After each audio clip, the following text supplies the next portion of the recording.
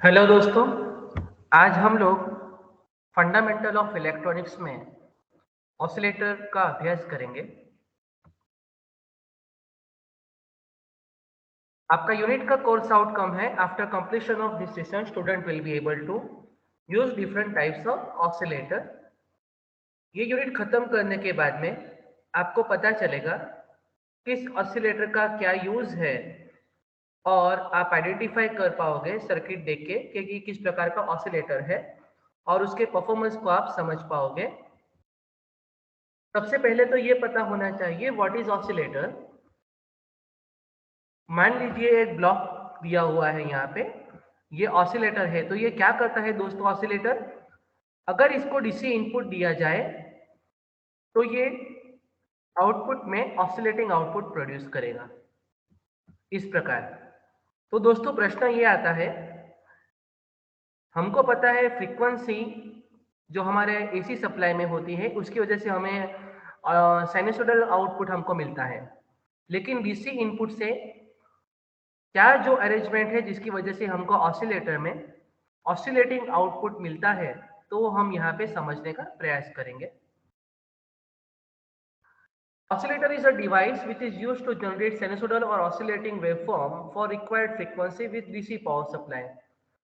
आप DC power supply की मदद से अपनी जो फ्रीक्वेंसी आपको जनरेट करनी है उस फ्रीक्वेंसी का साइनसोइडल या तो कोई भी अल्टरनेटिंग वेवफॉर्म, चाहे वो ट्रायंगल हो, स्क्वायर वेव हो, सॉटूथ वेव हो, आप जनरेट कर पाते हो। और उसमें फ्रीक्वेंसी रेंज है आपका ऑसिलेटर में, वो फ्यू हर्ट्ज से गीगाहर्ट्ज तक आपको मिल सकता है। बेसिकली कहाँ यूज होता है दोस्तों? ये जो हमारे फ्रीक्वेंसी ट्रांसमिशन होता है, जिससे रेडियो टेलीविजन में ट्रांसमीटर और रिसीवर होता है, और आपको पता है हर एफएम का अपना फ्रीक्वेंसी है।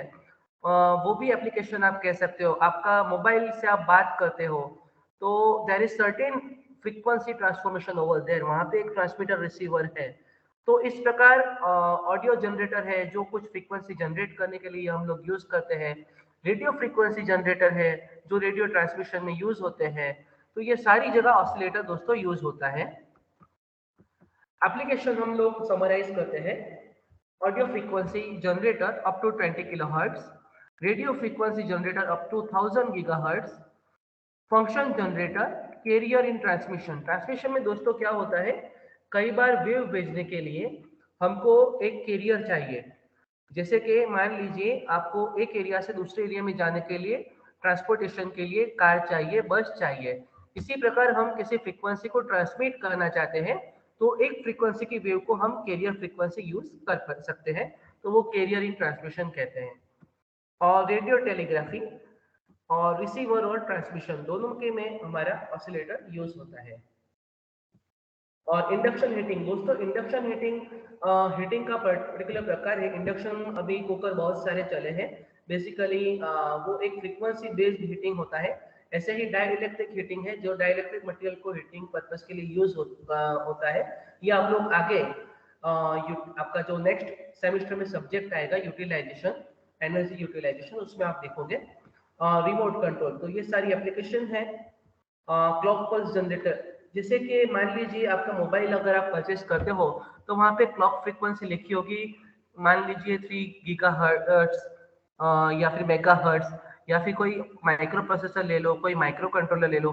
तो हर एक जो डिवाइस है electronic, micro processor micro controller base, वो फ्रीक्वेंसी पे चलता है। तो वो फ्रीक्वेंसी प्रोवाइड करने का काम ये क्लॉक पल्स जनरेटर करता है, जो ऑसिलेटर की एप्लीकेशन है।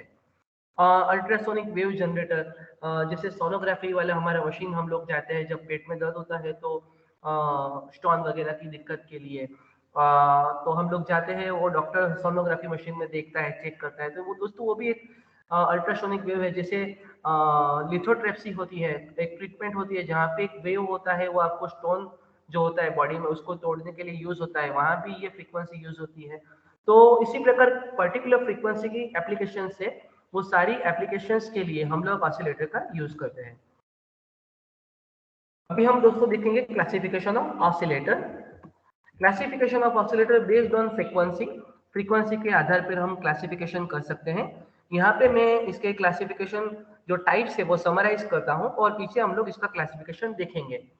Based on used active device, अंदर कौन सी आप एक्टिव डिवाइस यूज कर रहे हो, based on type of generated waveform, आपके आउटपुट जनरेटेड वेवफॉर्म का शेप क्या है, बेस्ड ऑन फ्रीक्वेंसी वेरिएशन, या तो फिक्स्ड है या तो वेरिएबल फ्रीक्वेंसी है, based on method of oscillation generation, आपका जनरेटेड जो फ्रीक्वेंसी है वो किस मेथड से आप जनरेट कर रहे हो।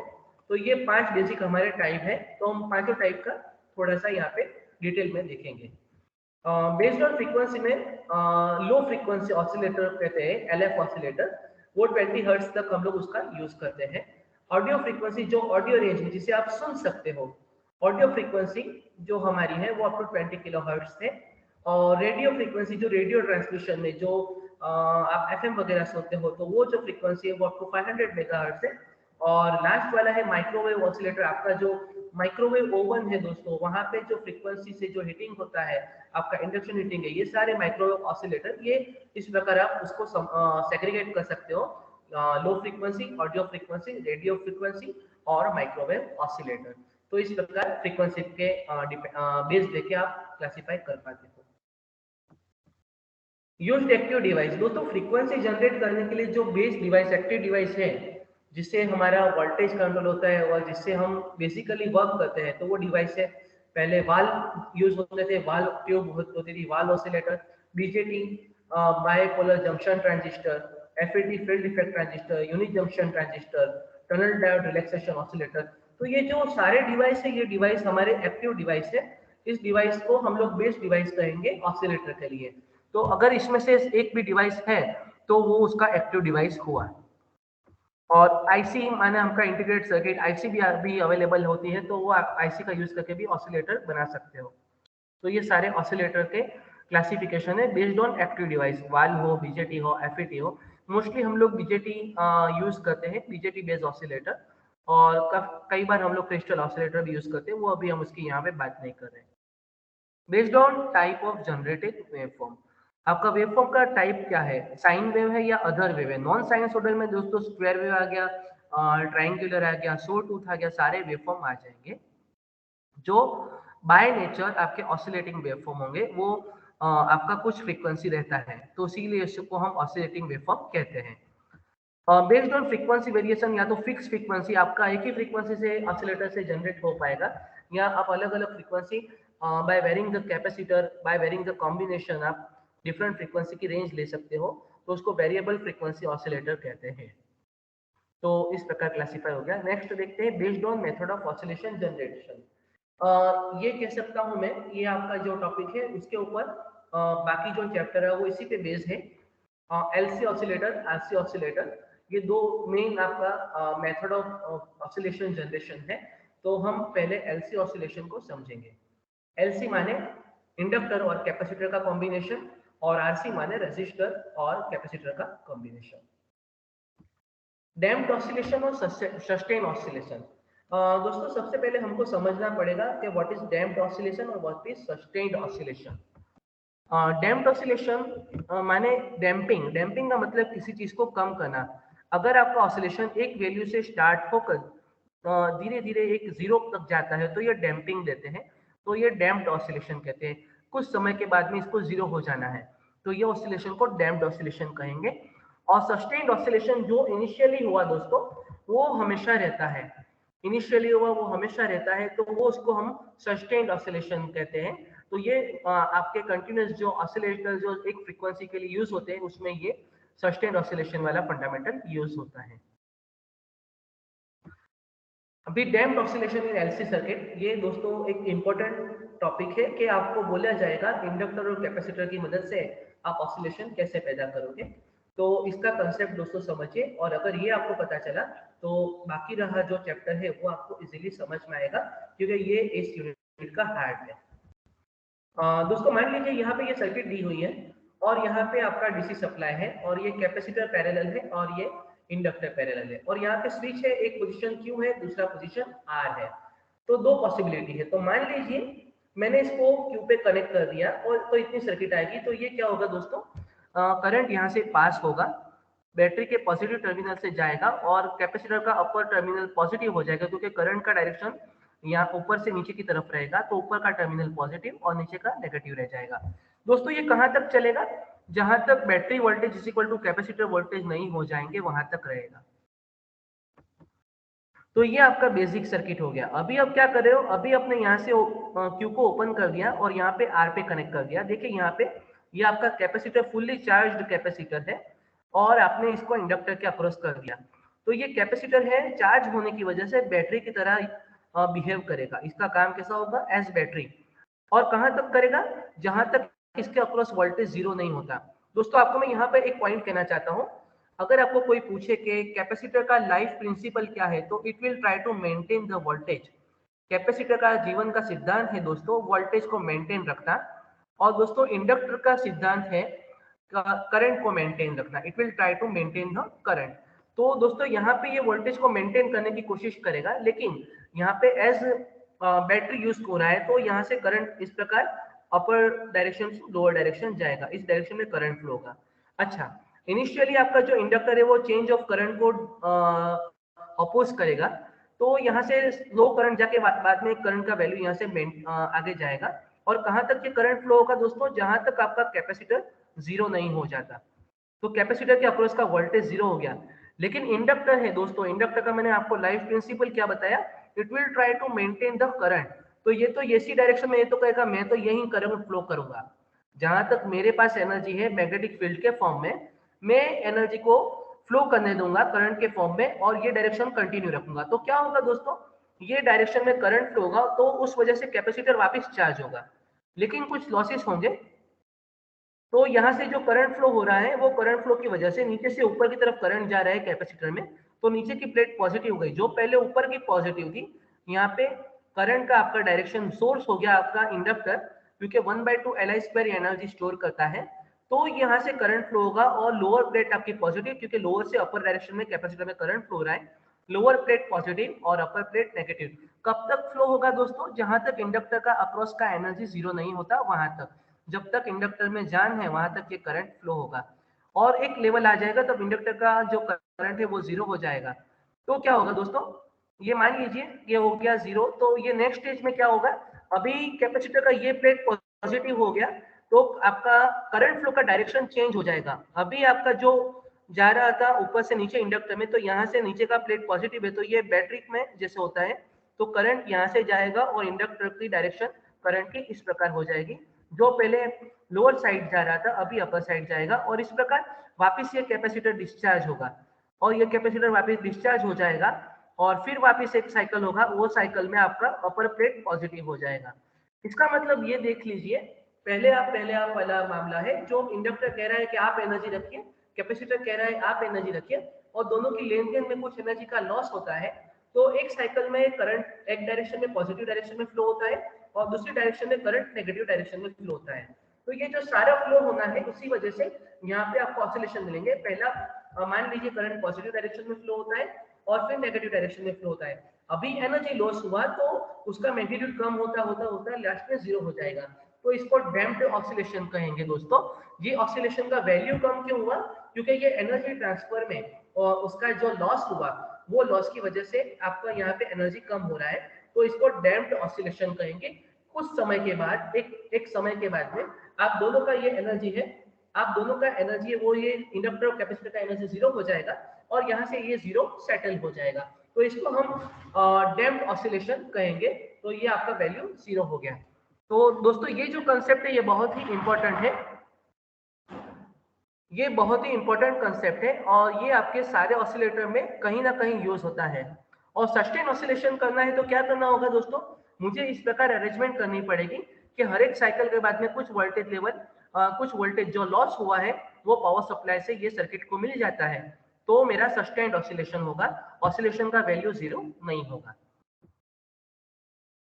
तो ये ऑसिलेटर का हमने बेसिक देखा, हमने देखा किस प्रकार ऑसिलेटर की एप्लीकेशंस है, ऑसिलेटर किस किस टाइप के आते हैं, और हमने एलसी टाइप देखा, डैम्प्ड ऑसिलेशन या अनडैम्प्ड ऑसिलेशन का देखा। तो हम आगे जाके देखेंगे एम्पलीफायर की तरह किस तरह काम करता है। तो हमको एक क्लोज लूप सिस्टम पता है दोस्तों, क्लोज लूप किसे कहेंगे?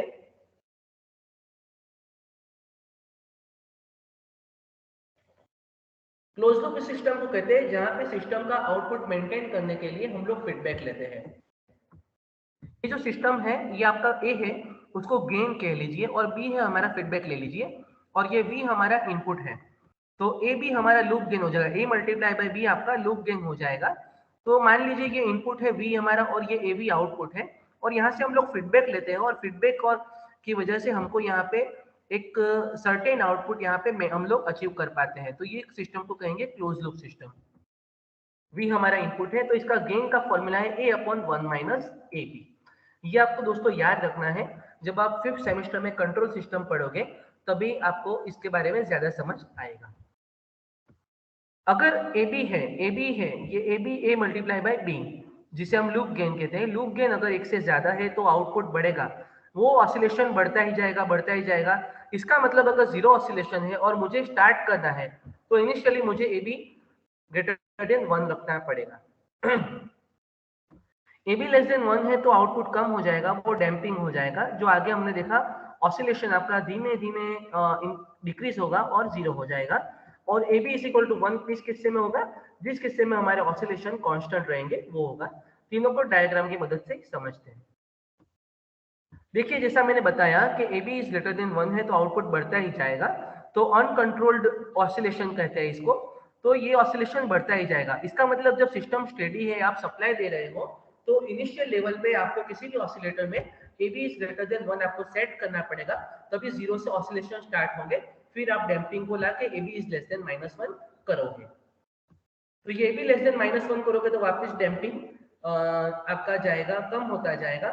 और अगर आपका मेंटेन करना है तो अभी की वैल्यू आपको 1 सेट कर देनी है, तो आपको कांस्टेंट वेरिएबल फ्रीक्वेंसी या कांस्टेंट आपको फ्रीक्वेंसी मिलेगी।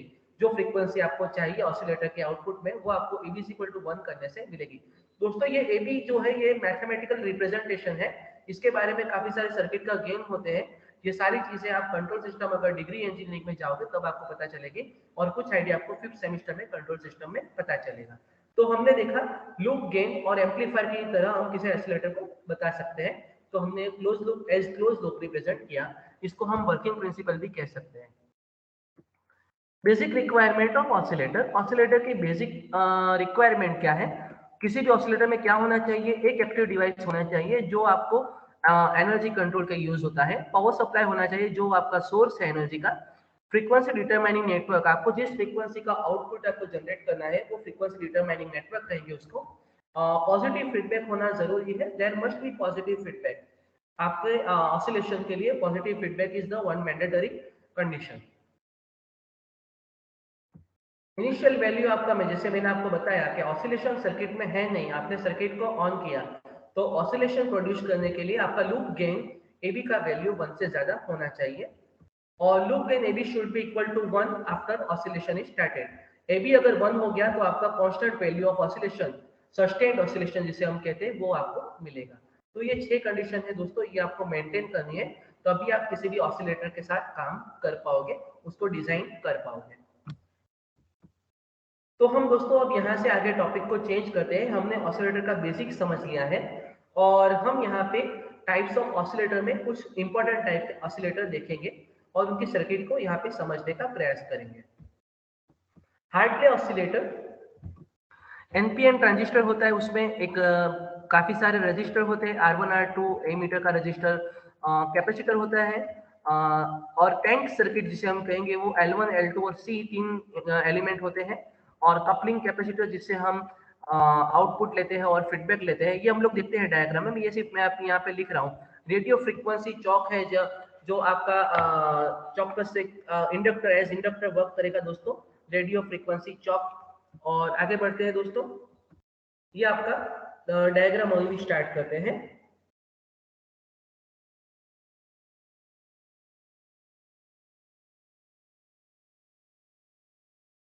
ये देखिए दोस्तों, यहाँ पे आपका फर्स्ट एक्टिव एलिमेंट आ गया, ट्रांजिस्टर। ये कौन सा ट्रांजिस्टर है? एनपीएन ट्रांजिस्टर है, ये आपका एनपीएन ट्रांजिस्टर है। और ये आपका वोल्टेज डिवाइडर नेटवर्क आ गया, या बायसिंग के लिए जिसे आप बायस सर्किट कह सकते हैं। R1 R2 हमारी बायस सर्किट है।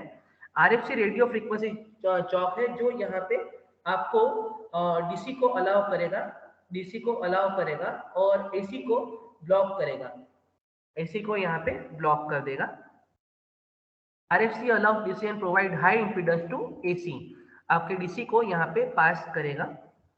और ये ए मीटर के अक्रॉस में यहाँ पे मैंने रजिस्टर और कैपेसिटर लगाया है। कैपेसिटर हमारा बाईपास कैपेसिटर कहेंगे, और ये हमारा रजिस्टर है जैसे स्टेबिलाईजेशन के लिए। स्टेबिलाईजेशन का मतलब ये है कि वोल्टेज को मेंटेन करने के लिए यहाँ पे ए मीटर के साथ में जो रजिस्टर लगता है उसे स्टेबिलाईजेशन रजिस्टर RE कहते हैं।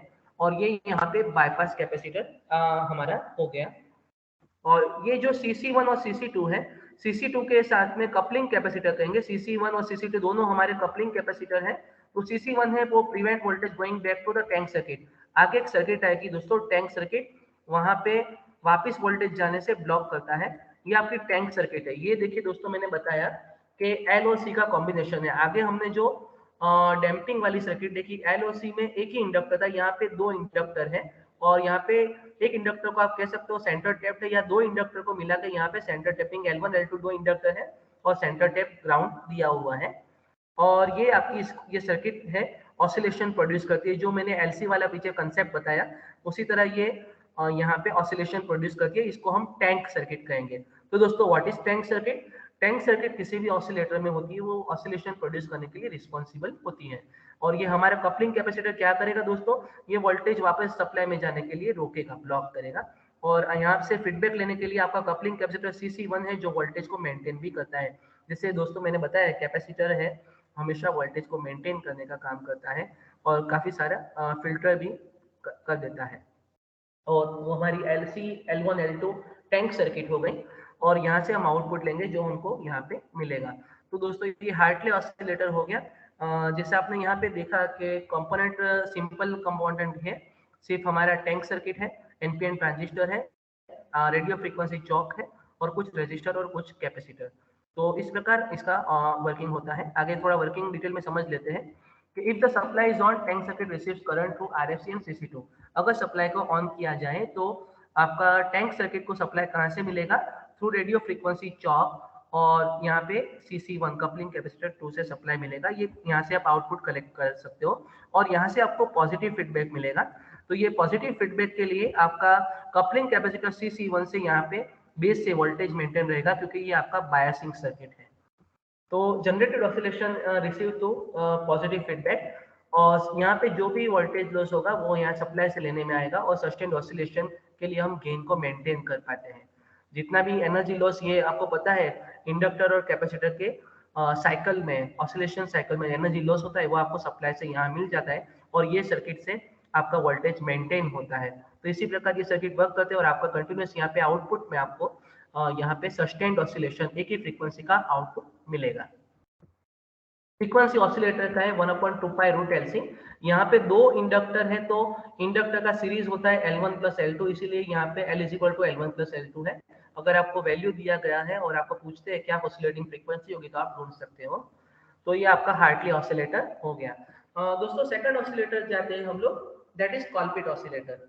कॉलपिट ऑसिलेटर दोस्तों हार्टली जैसा ही है लेकिन फर्क उसकी टैंक सर्किट में है। देखिए ये सारी सर्किट आपकी जो है मोस्ट प्रोबेबली आप देखोगे तो हार्टली ही है, सिर्फ फर्क देखिए यहाँ पे, वहां पे इंडक्टर दो थे, यहाँ पे कैपेसिटर दो है। That is the only difference, other work will be same और आपका आउटपुट ऐसे मेंटेन रहेगा। यहाँ पे दो कैपेसिटर है तो फ्रीक्वेंसी का फॉर्मूला 1/2 पाई रूट LC ही रहेगा, लेकिन वहाँ L is equal to L1 plus L2 था और यहाँ C is equal to multiplication divided by addition, क्योंकि 1/C equivalent is equal to 1/C1 plus 1/C2 होता है। तो कैपेसिटर का equivalent value multiplication divided by addition, इतना ही फर्क है और कुछ यहाँ पे फर्क नहीं है। आपको कई बार हार्टली और कॉलपिट का डिफरेंस पूछते हैं तो आप इसको सर्किट को डिफरेंस में समझा सकते हो, ऑसिलेटिंग फ्रीक्वेंसी के इक्विवेलेंट वैल्यू से आप कंपेयर कर पाते हो। तो ये आपका डिफरेंस हो गया और काफी सारे उसमें डिफरेंस है। बेसिक डिफरेंस उसकी टैंक सर्किट है। हार्टली और कॉलपिट में बेसिक डिफरेंस आपका टैंक सर्किट है, nothing else. Phase shift oscillator, पहले तो हमको समझना पड़ेगा दोस्तों व्हाट इज फेज शिफ्ट। हम लोग ऐसा कहते हैं माइनस माइनस प्लस होता है, तो वही कंसेप्ट आपका फेज शिफ्ट में होता है। देखते हैं कैसे। हमको पता है कि ट्रांजिस्टर वाला जो एम्पलीफायर होता है, कॉमन एमिटर एम्पलीफायर, वो उसका आउटपुट 180 डिग्री फेज शिफ्ट मिलता है। हमको ये पता होना चाहिए, हमारा इनपुट और आउटपुट में 180 डिग्री का फेज शिफ्ट रहता है। तो लेकिन हमको नेगेटिव फीडबैक नहीं चाहिए, हमको पॉजिटिव फीडबैक चाहिए। तो हम क्या करेंगे, दूसरा 180 का हमको देना पड़ेगा जिससे उल्टा का उल्टा सीधा हो जाए, 180 का 180 360 हो जाए। तो हमको 360 एडिशनल के लिए यहाँ पे अरेंजमेंट करना पड़ता है, और उसके लिए हम जनरली आरसी फेज शिफ्ट करते हैं या वैन ब्रिज मेथड यूज करते हैं। तो इस प्रकार हम फेज शिफ्ट 180 डिग्री का एडिशनल फेज शिफ्ट इंट्रोड्यूस कर सकते हैं। आइए दोस्तों देखते हैं, पहले आरसी फेज शिफ्ट को समझेंगे। ये सर्किट आपकी वापस कॉमन है ना, यहाँ पे टैंक सर्किट आपको नहीं दिख रही है, यहाँ पे सिर्फ बाईपास कैपेसिटर और आपका स्टेबलाइजिंग रेजिस्टर यहाँ पे है। लेकिन ये देखिए आपका कॉमन एमीटर कॉन्फ़िगरेशन है। तो ये कॉमन एमीटर कॉन्फ़िगरेशन में आपका आउटपुट ऑलरेडी 180 डिग्री यहाँ पे शिफ्ट हुआ है, लेकिन इसको मेंटेन करने के लिए यहाँ पे 360 डिग्री होना चाहिए। तो यहाँ पे मैंने आरसी का 3 कॉम्बिनेशन लगाया। एक कैपेसिटर आरसी कॉम्बिनेशन आपको देगा 60 डिग्री का फेज शिफ्ट देगा, और 3 मिला होगा तो 180 हो जाएगा। तो 60 मल्टीप्लाई बाय 3 180, तो 180 का फीडबैक इससे आया तो ये उल्टा हो गया, और दूसरा 180 का 360 का तो सीधा हो गया। तो यहाँ पे आपको इनपुट में आपको पॉजिटिव फीडबैक मिल जाएगा। Other operation will be same as Hartley and Colpitts oscillator. यहाँ पे दूसरे ऑपरेशन है वो हार्टले और कॉलपिट दोनों की सेम ऑपरेशन रहेंगे। तो फ्रीक्वेंसी का इक्वेशन आएगा 1/2 पाई RC √6। यहाँ पे हमने आर और सी का वैल्यू सेम रखा है, और ये आपका एक स्टैंडर्ड एक लिखा हुआ है कि आपका बी का वैल्यू जो होता है, बी हमारा जो फीडबैक फैक्टर है उसका वैल्यू 1/20 है। ऑसिलेशन स्टार्ट करने के लिए ए बी ग्रेटर देन 1 होना जरूरी है, इसी वजह से ए इज ग्रेटर देन 29 होना चाहिए, तभी हमको सस्टेन्ड ऑसिलेशन मिल पाएगा। तो ये एक इंपॉर्टेंट चीज है दोस्तों। ये आरसी फेज शिफ्ट का एक कंसेप्ट है जो आपको एग्जाम के लिए याद रखना है कि उसका फीडबैक फैक्टर 1/29 होना चाहिए। इसी वजह से गेन हमको सस्टेन गेन चाहिए, सस्टेन ऑसिलेशन चाहिए, तो ए का वैल्यू 29 से ज्यादा होना चाहिए। आगे बढ़ते हैं दोस्तों, एडवांटेज और डिसएडवांटेज देख लेते हैं आरसी फेज शिफ्ट का। दोस्तों सबसे बड़ी बात यह है कि यहाँ पे फ्रीक्वेंसी स्टेबिलिटी बढ़िया है। हैवी इंडक्टर, इंडक्टर हमेशा कंपेयर टू रेजिस्टर हैवी रहता है, और वैल्यू भी इसका कॉस्ट भी ज्यादा रहता है। तो यहाँ पे हमारी कॉस्ट बचत हो जाएगी, लो फ्रीक्वेंसी हम जनरेट कर पाते हैं, लाइट वेट सर्किट हो जाएगी। लेकिन आउटपुट मैग्नीट्यूड यहाँ पे कम रहेगा, और difficult to start the oscillation. आपका ए बी ग्रेटर देन 1 जो होना चाहिए, वो ऑसिलेशन स्टार्ट करना थोड़ा डिफिकल्ट रहता है। और फिक्स फ्रीक्वेंसी का आउटपुट का फ्रीक्वेंसी है वो फिक्स हो जाएगा, आप उसको वैरी नहीं कर पाते हो। तो ये आरसी फेज शिफ्ट ऑसिलेटर हो गया। वैन ब्रिज हम देखते हैं। वैन ब्रिज दोस्तों जो है वो ब्रिज हम आप लोगों ने इलेक्ट्रिकल इंस्ट्रूमेंटेशन में पढ़ा होगा। तो बेसिकली वो क्या होता है, 10 हर्ट्ज टू 1 मेगाहर्ट्ज में यूज होता है इतना, और कमर्शियल ऑडियो जनरेटर में भी यूज होता है। इसका ब्लॉक डायग्राम देखते हैं दोस्तों। ये एक आपका एम्पलीफायर है और दूसरा एम्पलीफायर है। यहाँ पे आपको A1 और A2 दो एम्पलीफायर दिए हुए हैं, और आपका जो फीडबैक है यहाँ पे feedback R1 C1 R2 C2 ये कंपोनेंट देखिए। आपका ये जो एलिमेंट है ऊपर का जो दिख रहा है R1 C1 आपकी फीडबैक सर्किट है। तो अगर आपका यहाँ पे इनपुट इस प्रकार है, अपर पॉजिटिव पहले आता है, तो एक एम्पलीफायर आपको 180 डिग्री फेज शिफ्ट देगा। तो इसका मतलब ये जो पॉजिटिव है ये आपका नेगेटिव हो जाएगा, तो ये नेगेटिव हो गया। देखिए इससे ज्यादा इसका वैल्यू है, एम्पलीफाई करेगा, यहाँ पे एम्पलीफाई करेगा एम्पलीफाई, लेकिन उसको 180 डिग्री फेज शिफ्ट दे देगा। तो ये 180 डिग्री फेज शिफ्ट हो गया, उसका मैग्नीट्यूड बढ़ गया। और दूसरा एम्पलीफायर यूज करेंगे तो वो 180 डिग्री एडिशनल फेज शिफ्ट देगा, टोटल 360 हो गया। तो ये मैग्नीट्यूड वापस पॉजिटिव होगा। देखिए मैंने बोला आपको ये पॉजिटिव है, यहाँ पे इसको उल्टा कर दिया, और उल्टा का उल्टा सीधा यहाँ पे सीधा हो गया। आपका जो मेन इनपुट वेवफॉर्म है यहाँ पे मिल रहा है, और यहाँ पे आपको आउटपुट बढ़ के मिल रहा है। लेकिन दिक्कत ये है दोस्तों, दो एम्पलीफायर है, हमको 360 फीडबैक चाहिए, लेकिन 360 फीडबैक देने के बाद भी यहाँ पे मैग्नीट्यूड बहुत ज्यादा बढ़ जाएगा। दो एम्पलीफायर इज टू डिफिकल्ट। हमने दो एम्पलीफायर क्यों यूज किए, क्योंकि हमको 360 डिग्री फीडबैक चाहिए, लेकिन हमको 360 डिग्री आपका फेज शिफ्ट चाहिए, पॉजिटिव फीडबैक चाहिए। तो लेकिन हमको एक लेवल का नेगेटिव फीडबैक यहाँ पे इंट्रोड्यूस करना पड़ेगा, क्योंकि आउटपुट का वोल्टेज वैल्यू जो है बहुत ज्यादा बढ़ जाएगा। तो उसको कम करने के लिए हमको एडिशनल सर्किट यूज करनी होगी। इसकी जो फ्रीक्वेंसी है वो 1/2 पाई रूट R1C1 R2C2 रहेगी। और आगे देखते हैं इसका बी जो होना चाहिए 1/3 होना चाहिए, तो ए का वैल्यू 3 से ज्यादा होना चाहिए फॉर द सस्टेन्ड ऑसिलेशन। और हमें जैसा मैंने बताया कि जो वैल्यू है 2 एम्पलीफायर है तो आउटपुट बहुत ज्यादा हो जाएगा दोस्तों, तो हमको यहाँ पे नेगेटिव फीडबैक यूज करना पड़ेगा। यो नेगेटिव फीडबैक क्यों यूज करना है कि बहुत ज्यादा गेन हो गया इस वजह से। तो देखिए दोस्तों यहाँ पे दो रजिस्टर हमने यूज किए हैं। ये रजिस्टर R3 R4 है, ये R3 R4 है, इनकी मदद से हम लोग यहाँ पे वोल्टेज ड्रॉप करवाते हैं और यहाँ पे ये नेगेटिव फीडबैक, इसका जो आगे का जो वैल्यू बिल्कुल बढ़ गया था उसको हम कम करके यहाँ पे नेगेटिव फीडबैक इंट्रोड्यूस करते हैं। तो इसका मतलब वैन ब्रिज आपका आएगा वहां पे नेगेटिव फीडबैक आएगा। तो फ्रीक्वेंसी वही रहती है आपका, उसमें कोई फर्क नहीं रहता। और ये आपकी बेसिक सर्किट है। देखिए फर्स्ट एम्पलीफायर है, कॉमन ये आपका फर्स्ट ट्रांजिस्टर, सेकंड एम्पलीफायर, ये कॉमन एमीटर एम्पलीफायर, ये कॉमन एमीटर एम्पलीफायर। फर्स्ट का आउटपुट कपलिंग कैपेसिटर से सेकंड एम्पलीफायर में गया और सेकंड में से आप कपलिंग कैपेसिटर को आउटपुट देते हो और यहाँ से आप नेगेटिव फीडबैक देके रजिस्टर R3 R4 में यहाँ पे डालते हो, जिसकी वजह से आपका जो हाई गेन हो गया था वो रिड्यूस हो जाता है। और दूसरी यहाँ पे इंपॉर्टेंट बात ये है कि C1 C2 दोनों मैकेनिकली कपल्ड है, तो आपको यहाँ पे फ्रीक्वेंसी का रेंज मिल सकता है। आप एक कैपेसिटर की वैल्यू चेंज करोगे साथ में दूसरे कैपेसिटर की भी वैल्यू चेंज होगी क्योंकि दोनों मैकेनिकली जुड़े हुए हैं। तो ये हुआ आपका वैन ब्रिज ऑसिलेटर, दो एम्पलीफायर की मदद से आप आउटपुट लेते हो और ये एकमात्र ऐसा ऑसिलेटर है हमारे सिलेबस में जो नेगेटिव फीडबैक यूज करता है। तो ये हुआ Wien bridge oscillator. Advantage disadvantage देख ले दोस्तों। इंक्रीज गेन बहुत ज्यादा है, कम करना पड़ता है, इतना ज्यादा है। कांस्टेंट आउटपुट आपको मिल सकता है। रेंज ऑफ ऑसिलेशन अचीव्ड है क्योंकि हम कैपेसिटर मैकेनिक कपल्ड है C1 C2 दोनों, तो उसको वेरी करके हम रेंज अचीव कर सकते हैं। डिसएडवांटेज क्या है, दो ट्रांजिस्टर है, कॉस्ट ज्यादा हो जाएगा, पैसिव एलिमेंट बहुत ज्यादा है, सबसे ज्यादा पैसिव एलिमेंट यहीं आते हैं, हाई फ्रीक्वेंसी के लिए हम यूज नहीं कर पाते हैं। तो ये सारे एडवांटेज और डिसएडवांटेज दोस्तों यूनिवर्सिटी के एग्जाम में आपको सारा ब्रिज का एडवांटेज डिसएडवांटेज के साथ में याद करना है क्योंकि आपको 7 मार्क्स के क्वेश्चन पूछेंगे तो आपको पूरा लिखना पड़ेगा। दोस्तों हमारा लास्ट ऑसिलेटर हम लोग देखते हैं, that is crystal oscillator. Crystal ये क्या है, क्रिस्टल को हम सिंपल लैंग्वेज में पत्थर कहेंगे, लेकिन जो जमीन से निकलता है और ये क्रिस्टल इस प्रकार होता है। ये क्रिस्टल का नाम है पीजो इलेक्ट्रिक क्रिस्टल।